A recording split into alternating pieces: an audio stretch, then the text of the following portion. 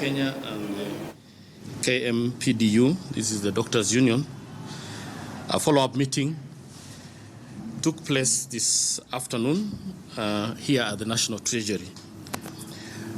As you may be already aware, the Doctors Union rejected the government offer, which currently stands at about 40% of the current remuneration. This is obviously unfortunate. As you know, we had a lengthy discussion in Mombasa to actually reach a settlement subject to the approval by the Doctors National Executive Council.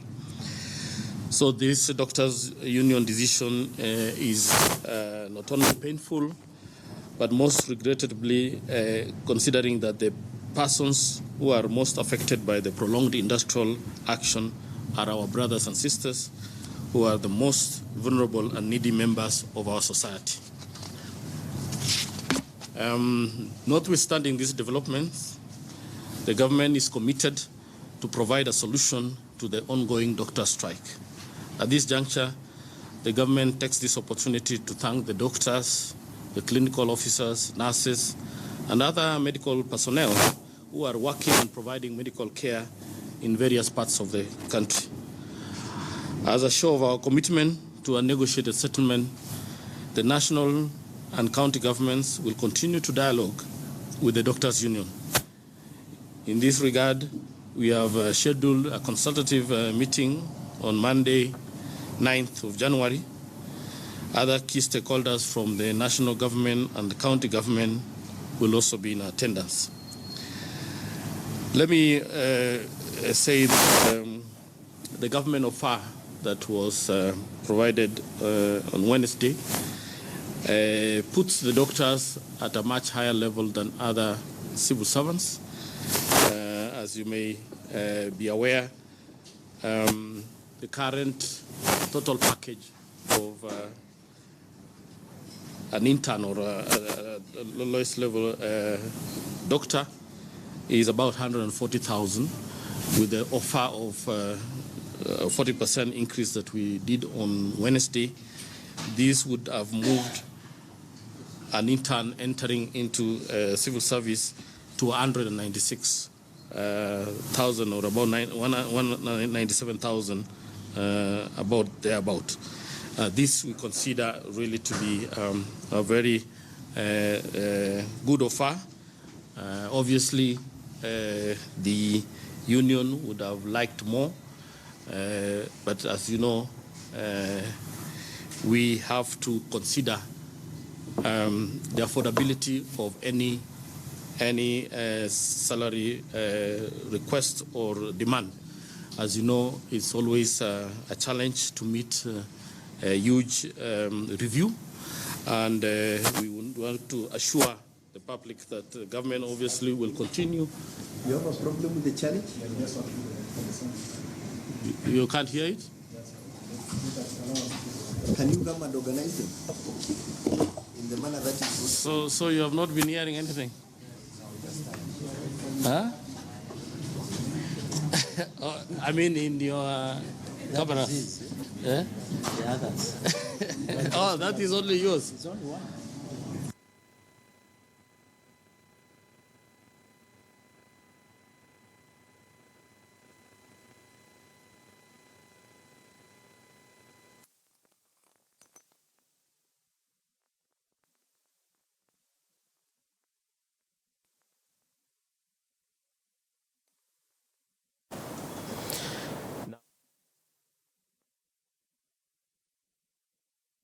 Sauti hapo kutoka upande huo ambako kunaendelea hivi sasa mkutano kati ya waandishi wa habari na waziri wa hazina kuu ama waziri wa fedha Henry Rotich, ambaye hivi sasa anahutubia vyombo vya habari kuhusiana na mkutano ambao umekuwa ukiendelea, ikiwa leo ni siku ya 33 mtazamaji, ya mgomo wa madaktari ambao ulianza mwezi jana mwaka 2016.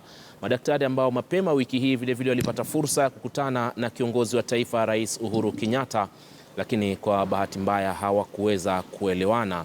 Kumekuwa na mikutano kadhaa inayoendelea, ndio tulikuwa tunaendelea kusikiza pale hatima ya mgomo huo siku hii ya leo. Je, hali iko vipi? Hata hivyo tutarudi kwenye muda usiokuwa mrefu katika sehemu hiyo. Na mnaarifiwa na mwelekezi wangu kwamba sauti yake imerudi. Wacha nikupeleke moja kwa moja ili tuweze kusikia ana ujumbe gani kwa Wakenya. As I indicated, we are here with the staff from the Ministry of Health, led by the CS and the PS, and other staff from the Presidency Office to issue this joint statement. So following the consultative meeting that was held in State House, Mombasa, between the Government of Kenya and the Doctors Union on Wednesday, 4th January 2016, a follow-up meeting took place this afternoon at the National Treasury. The Doctors Union, as you're already aware, rejected the government's enhanced offer, which stands at 40% of the current remuneration.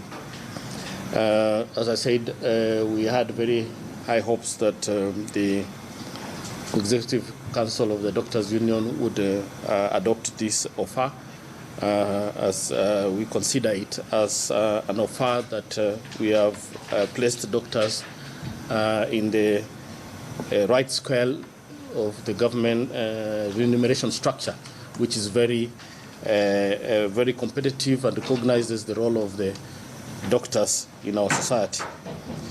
So this Doctors Union decision is not only painful, but most regrettably, considering that the persons who are most affected by the prolonged industrial action are our brothers and sisters who are most vulnerable and needy members of our society.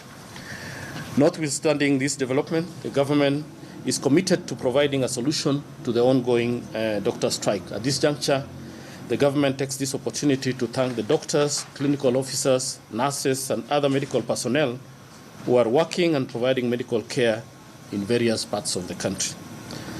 As a show of our commitment to a negotiated settlement, the national and the county governments will continue to dialogue with the Doctors Union. In this regard, we have scheduled consultative meetings on Monday, the 9th January 2017. Other key stakeholders from both the national government and the county government will be in attendance.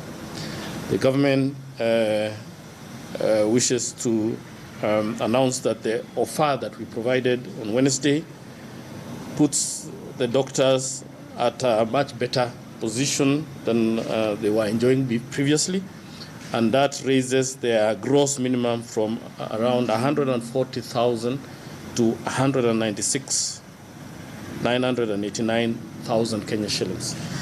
And that is at the minimum. At the highest level, it will rise to 472,000.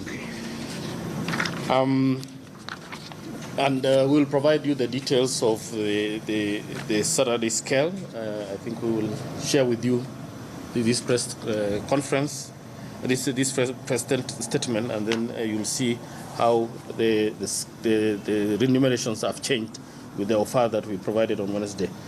Beside the monetary benefits, I also want to say that the government has extended additional non-monetary benefits, including house mortgages, which ranges from 10 million to 20 million, car loans up to 5 million Kenya shillings, and training, which is a very critical component, which runs up to 11 million for medical personnel all over the country. We will give you more details on the training component. So, cognizant of the vital role played by the collective bargaining agreements in fostering harmony between employers and employees, the government is ready and willing to negotiate and conclude a CBA within 60 days from the return to work date, if we get an agreement soon. The CBA in question, whose implementation is a matter before the Court of Appeal, required broader stakeholder consultation, including the county governments, and also the Salaries and Remuneration Commission and the National Treasury. by the dint of the said CBA, the implementation of the article on remuneration, which is the basic salary and allowance, remained suspended until such time when the Salaries and Remuneration Commission will have provided clear guidelines on setting of salaries and remuneration of doctors in public service, a process that has since been finalized as captured in our offer to doctors. I think basically what we're saying here is that the CBA that the Doctors Union have been talking about is they had a provision where the remunerations will be subject to guidelines from the SRC. Since then, the ministry has already received those guidelines and they have incorporated in the offer that I've just mentioned. And we plan to prepare the collective bargaining agreement that will be implementable based on the offer and part of the non-monetary benefits that I've just mentioned. We have also given you a chronology of events, right from how the CBA was signed in June 2013. And I think it's important to note that the circumstances then required that that needed a bit of consultation with other stakeholders, given that we had just had a new government in place. At the same time, also, the devolution had already taken place from February 2013, and it needed a much wider consultation before it was signed. Unfortunately, that was signed even at the time when the new PS had already been gazetted. So there are issues that are in that CBA, and which has been rightly be recognized by the courts, that the CBA, the way it is, poses a lot of challenge to implement, and that's the reason why we are committed as government to come up with a collective bargaining agreement that will be implementable, which has taken into account the advice from the SRC, which has already been given to the ministry, and we do hope that the doctors will sit in subsequent negotiations and meetings to reach an amicable solution on this matter. Meanwhile, as you know, services to Kenyans, especially medical services, needs to be provided, and the ministry will be working on the details of how services will continue to be provided as the negotiations continue, and before we reach a settlement on this matter. So, in a nutshell, really what we're saying is that we are a bit disappointed by the fact that the doctors did not take the offer of government, and we will obviously continue consultations and discussions going forward with also other stakeholders who are also important in this